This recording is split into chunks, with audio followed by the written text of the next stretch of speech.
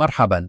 في هذا الفيديو سنتعرف على أحد الكتب العميقة والجريئة في الفكر الإسلامي المعاصر، كتاب الدولة والمجتمع: هلاك القرى وازدهار المدن، للدكتور محمد شحرور. ما الفرق بين القرية والمدينة في القرآن؟ ولماذا هلكت القرى وازدهرت المدن؟ تعالوا نكتشف معا.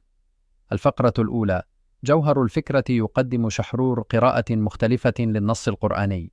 القرآن لم يستخدم كلمات مثل بلدة أو مدينة عشوائيا، بل جعل القرى رمزا للجمود ورفض التغيير، بينما جعل المدن رمزا للحضارة والانفتاح. كل القرى في القرآن تقريبا هلكت. لماذا؟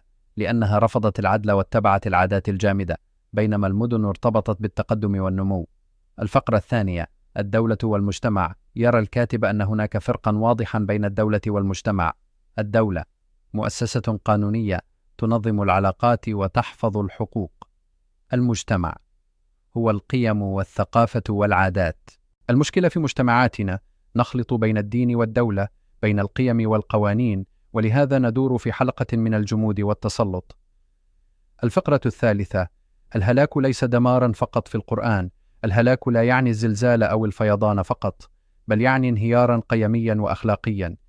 الهلاك يحصل عندما تفقد المجتمعات العدالة والرحمة وتتمسك بالاستبداد والجهل، وهذا ما حصل مع القرى، لذلك كانت نهايتها الهلاك. الفقرة الرابعة: رؤية معاصرة شحرور يدعو إلى دولة مدنية تحترم الدين لكن لا تسيره ولا تستخدمه وسيلة للسلطة. يريد مجتمعات منفتحة عادلة تقبل التعدد والاختلاف، ليس فصلا للدين عن الحياة بل عن السلطة. الخاتمة: كتاب الدولة والمجتمع ليس مجرد قراءة، هو دعوة لإعادة التفكير في كل شيء، في الدولة، في الدين، وفي المستقبل. هل أنت مستعد تقرأ القرآن من زاوية جديدة؟ اكتب رأيك في التعليقات ولا تنسى الاشتراك.